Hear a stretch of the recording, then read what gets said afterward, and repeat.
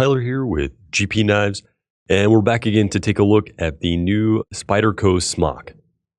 This is a collaborative design with Smock Knives based on his custom design, and you can see the blade is a modified Wharncliffe style blade. It does have some belly on there, a nice fine point, and what you can see from the top here is that this is a nice deep hollow grind.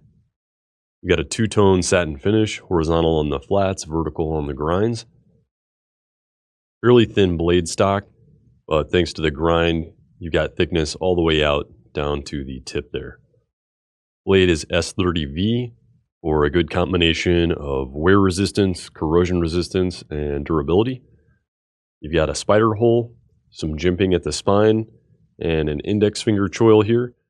You do have to be kind of careful because the point is sharp down here at the bottom, but you can choke up on the blade for more fine work. The blade rides on the new CQI bearing system and can be deployed in a variety of ways.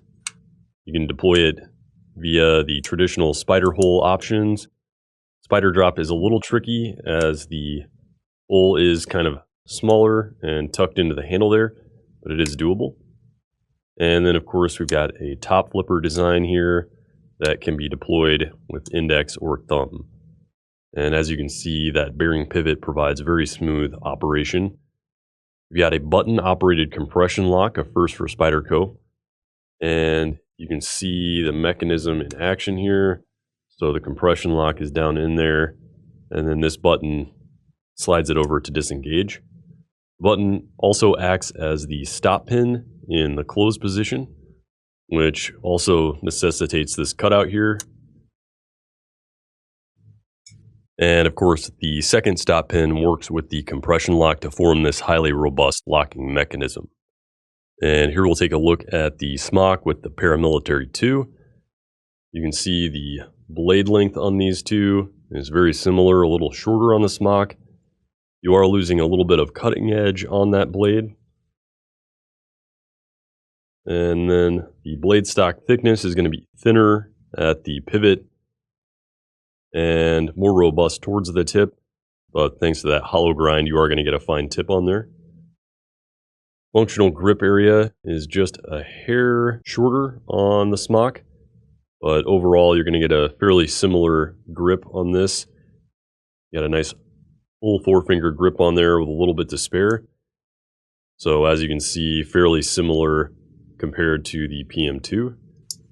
Of course, the Smock has a much more slim design in the close position, smaller footprint there, and then the overall thickness is also just a little bit thinner despite the exposed stainless liners on the Smock. The Smock has handle scales that are peel ply carbon fiber over G10, so very durable and stylish looking while providing good traction. We've also got these milled holes that can be used to index the knife so you can know exactly where the knife is in your hand without even looking at it. The knife carries by a standard hourglass pocket clip, and then you've got a generous lanyard hole here for lanyard attachment. Open back construction makes for easy cleaning and maintenance, and overall this is a great slim and high performance EDC folder. And here you can see the Smock in my pocket. The hourglass pocket clip is field tested and approved and is featured on many Spyderco knives. It puts most of the knife below the line of the pocket and allows for smooth draw. The knife deploys fast and smooth on the bearing pivot and has a multitude of deployment options. And thanks to the very slim design of the footprint, the knife carries very well in the pocket and allows easy access to other items. Smock also has a somewhat unique top flipping design that allows for both index and thumb deployment, and we'll compare that briefly with the Excalibur from Boker. So you can see it's got the jimping on the front of the tang of the blade here that sticks out, and that can only be used with the thumb and not with the index finger given the position. There's just not enough leverage there, whereas the flipper with the smock can be used with either thumb or index, and actually doesn't protrude farther than the end of the handle, which is also nice as it keeps the overall length in the closed position pretty slim. You can also decompress the compression lock and kind of flip it out with some wrist action. And same goes for the closing, as you can see. Again, this is Tyler with GP Knives and the new Spyderco Smock top flipper. You can check it out now at gpknives.com. Thanks for watching, and stay sharp.